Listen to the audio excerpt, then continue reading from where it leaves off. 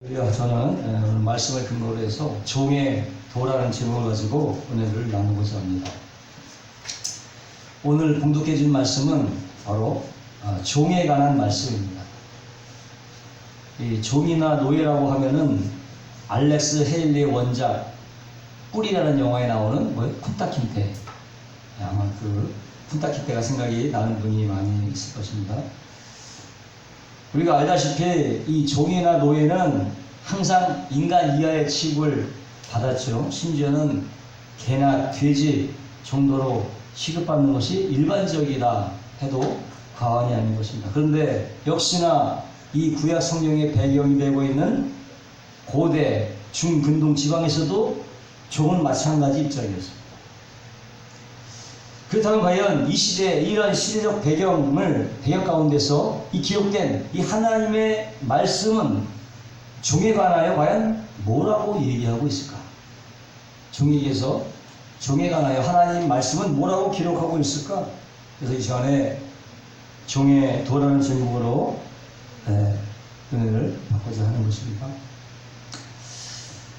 구약 성경에서 보면 종이 되는 경우가 몇 가지가 있는데, 첫 번째는 이방인의 경우 대개는 전쟁 포로로 끌려왔거나 아니면은 돈에 팔려온 경우가 많고, 특히 히브리인이 종이 되는 경우는요, 너무 가난해서 스스로 다른 히브리인의 종이 되는 경우, 또 빚 때문에 팔려간 경우가 일반적이에요. 결국은 뭐예요? 경제적 이유 때문에 종이 되었다. 종의 식물 태어난 게 아니라 경제적 이유 때문에 종으로 전락하고 말았다. 평민이 종으로 전락하고, 경제적인 이유 때문에. 근데 오늘 보면은 한 히브리인이 다른 히브리를 종으로 삼았을 때 이유를, 여하를 막론하고 어떻게요? 6년 동안만은 종으로 데리고 있지만은 7년째는 무조건 풀어주라. 7년째 무조건 풀어주라. 또 풀어주되 혼자 왔으면 혼자 보내고, 부부가 왔으면 부부 같이 보내고. 결국 뭐냐, 6년이 딱 지나고 나면 모든 빚을 탕감해주고 자유의를 만들라. 그런 성경의 말씀인 거죠. 근데 이거는 그때 종이 있는 시대나 통하는 얘기지. 오늘날 우리 같이 종도 없고 제도 자체가 없는 데가 많잖아요. 그래서 이 말씀을 문자 그대로 해석을 하면 좀 문제가 있죠. 그러나 이 안에는 영원 불변의 진리가 하나 있어요. 불변의 원칙이 있는데, 그 첫 번째가 뭐냐, 이 말씀 중에는 하나님의 백성들 사이에서는 모든 것을 은혜로 해야 된다. 아멘. 모든 것을 은혜로 해야 된다는 원리가 나오죠.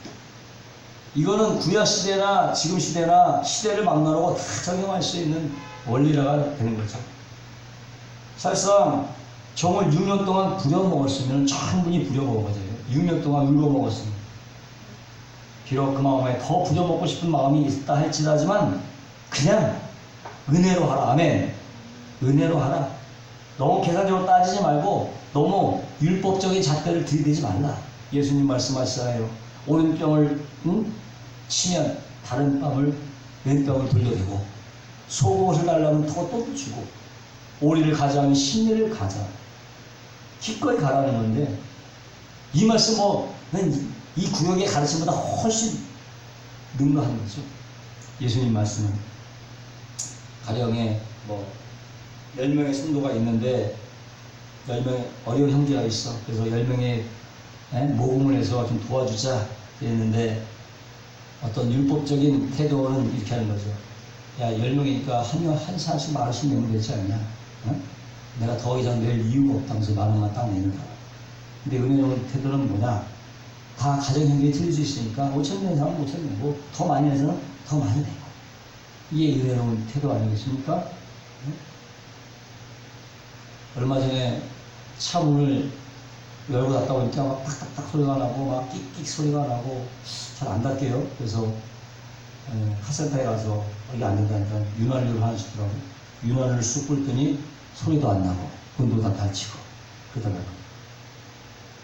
무엇보다도 믿는 자들 사이에는 뭐가 필요하다? 은혜라고 하는 윤활유가 필요하다. 아멘? 윤활유가 있어야 부드러워집니다. 윤활유. 어떤 윤활유냐? 내가 좀 더 손해보고 내가 좀 더 양보하고 그런 마음이 있으면 훨씬 더 부드럽죠. 전혀 삐걱거리는 소리가 나지도 않고 잘 움직이는 것입니다. 근데 난 절대 손해볼 수 없다. 난 절대 양보할 수 없다. 그러면 늘 문제가 생기고 끽끽끽 소리가 나고 시끄러워질 수밖에 없는 거죠. 우리가 비록 세상을 향하는 그렇게 하지 못한다 할지라도 성도들 간에 여러분 은혜의 원리로 섬기시기를 주님의 이름으로 축원합니다. 조금씩 내가 손해보겠다 그런 마음을 가지고 설명 가능한 것입니다. 물질도 그렇고 시간도 그렇고 봉사도 그렇고 내가 좀 손해보자, 내가 좀 양보하자. 그것이 바로 종의 도요, 우리를 향한 하나님의 뜻인 줄 여러분 믿으시기를 주의 이름으로 축원합니다. 두 번째는 뭐냐? 하나님의 백성은 스스로 섬기는 자가 되고 스스로 섬기는 자가 되고 히브리전 가운데 총각으로 들어왔다가 종을 있는 동안에 주인이 아내를 얻어줘서 결혼하는 경우도 있고 그래서 자녀까지 낳은 그런 종도 있어요. 이런 경우에 6년이 지나고 나면 7년째가 되면 자인이 될 권리가 있었어요. 그것은 하나님께서 보장하신 권리죠. 보장하신 권리인데 이런 경우에는 떠나되 혼자 떠나라. 혼자 떠나라. 결국 아내와 자식은 남겨놓고 떠나라. 상전의 소유이기 때문에 떠나라는 거예요. 혼자 왔으니까 혼자 가라. 근데 여러분, 만약 여러분도 그렇게 하라면 여러분 하겠어요? 응? 이놈의 지긋지긋한 종살이 뭐 초고 자식이고 필요 없다 그냥 떠나겠다. 그런 사람이 있겠느냐는 거죠. 뭐 그런 사람도 있을지도 모르겠지만 종이 주인과 처자식을 사랑해서 안 떠나겠다, 같이 살겠다 하는 경우도 있었다는 것인데 이런 경우 어떻게 주인이 그 종의 귀를 뚫어요. 송곳으로 문에다가 대고 송곳으로 빵. 그때부터 뭐가 생겼어요? 그때부터 귀고리가 생긴 거야. 귀고리 시조가 바로 종이 딱 할 때 귀고리가 시작된 거야. 알겠냐 우리 희진님? 그때부터 종. 그때 귀고리가 된 거예요. 난 종입니다. 이렇게 된 거죠. 그래서 주인이 문바닥에다가 귀를 대고 송곳으로 뚫었다. 영원히 주의 종이 되리했다고 하는 것입니다. 결국은 사랑의 포로가 되어서 자발적으로 스스로 종이 되었다고 합니다. 그래서 아내나 자녀가 남편이나 아빠의 귀에 뚫린 구멍을 볼 때마다 내 남편이 또 내 아빠가 우리 상해서 그렇게 했구나 이렇게 생각한다는 거죠.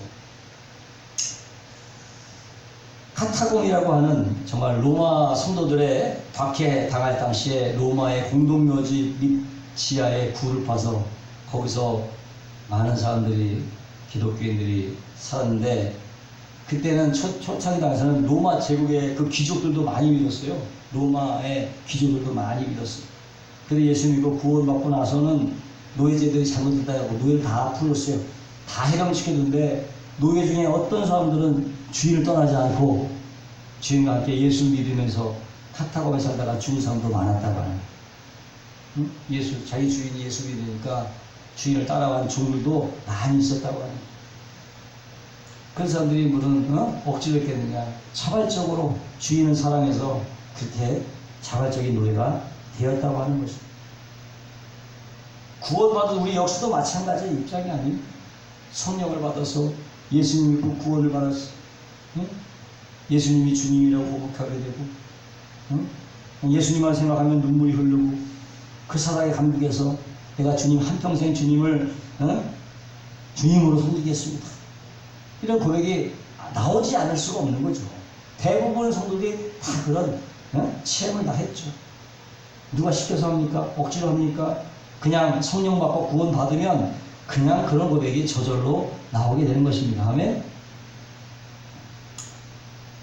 저 역시도 주의 종이 된 거에 대해서는 전혀 후회해 본 적도 없고 저는 이것이 저의 사명이고 또 운명이라고 생각을 하죠.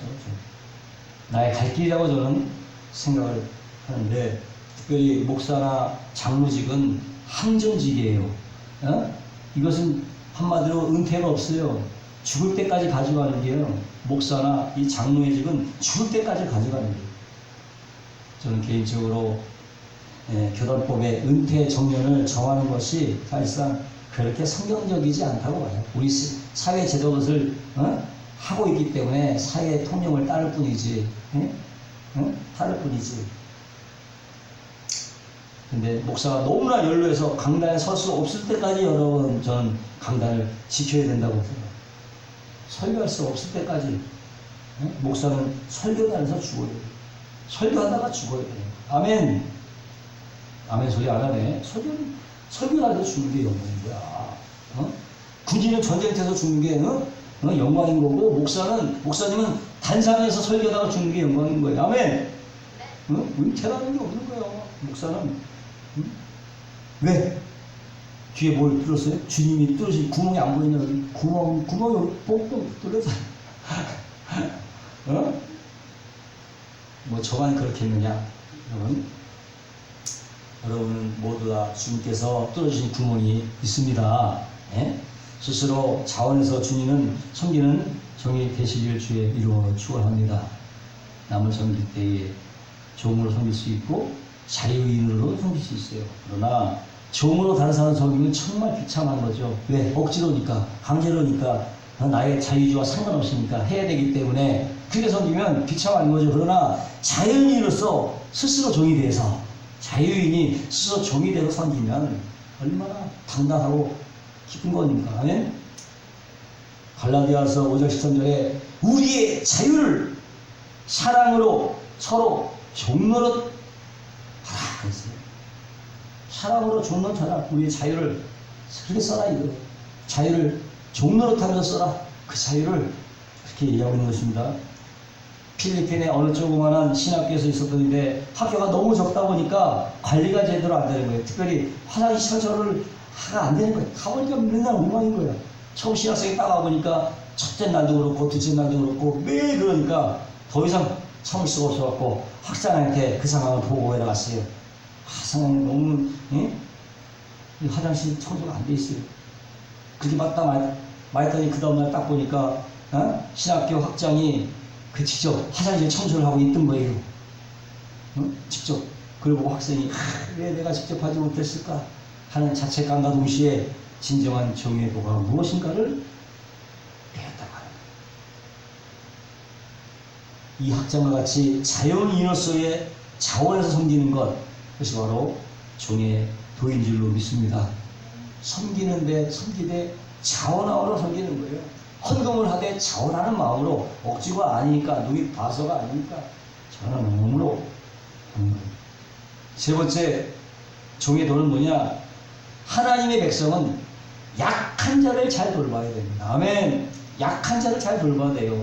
7절부터 11절까지 보니까 여종에 관한 말씀이 나오는데, 여종은 남종과 같이 취급할 수가 없었어요. 똑같이 다룰 수가 없었습니다. 종으로 데리고 와서 함께 살다가 6년이 지난도 그냥 내보내면 뭐가 돼요? 갈 데가 없어서 뭐 창녀밖에 더 되겠어요.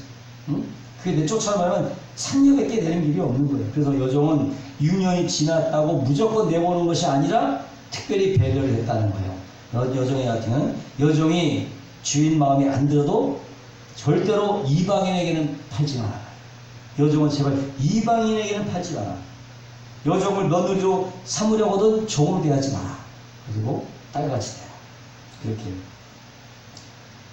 대단한 거죠. 왜냐하면 그 당시에 여자는 아예 취급도 안 했던, 물건 취급당하는 그런 시대에 여종에 관한 규정이란 말이에요. 여자도 아니고 여종에 관한 규정. 엄청난 배려죠. 성경은 그것을 참 놀라지 않을 수가 없는 그런 배려심에, 이것은 오늘날 우리에게 약한 자를 돌보고 약한 자를 배려하라고 하는 그런 말씀입니다. 주위에는 약한 사람이 많습니다. 성경은 고아와 가부를 악한 자의 대표로 들고 있습니다. 야고보서 1장 27절에 보니까 참된 경건은 고아와 과부를 돌보는 것이다. 경건하다고 공부하지 하는 게 아니고 깨끗한 옷 입고 늘 기도하는 모습으로 다니는 게 아니라 고아와 과부를 돌보는 것이야말로 참된 경건이라고 성경은 말씀하고 있는 것입니다. 디모데 전서 5장에 보니까 60세 이상 참 과부를 교회에서 돌봐라. 60세 이상의 과부를 돌봐라. 돌볼 친척이 없거나 친척이 있어도 경제적인 능력이 없는 경우에 참 과부를 교회에서 돌봐야 된다는 거예요. 그러면 과연 이 시대에 약한 사람이 누굽니까? 물질적으로 어려 형제, 자매가 다 약한 사람입니다. 비록 시대가 상대적 빈곤 시대이긴 하지만 그럼에도 여전히 절대 빈곤에 고통당하는 사람들이 많이 있을 수 있어요. 그런 사람을 도와주라. 응?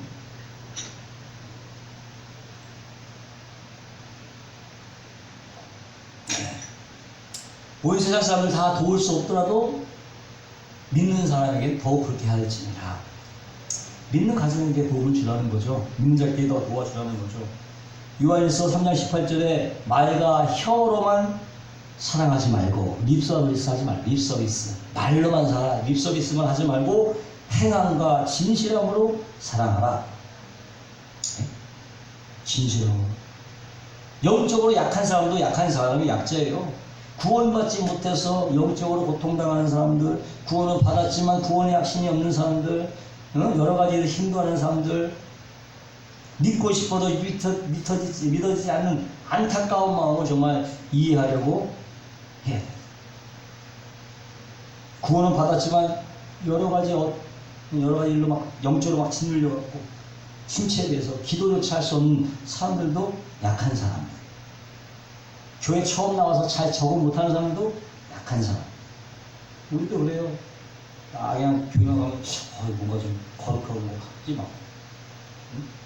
약간만 떨리고 뭐하다. 응?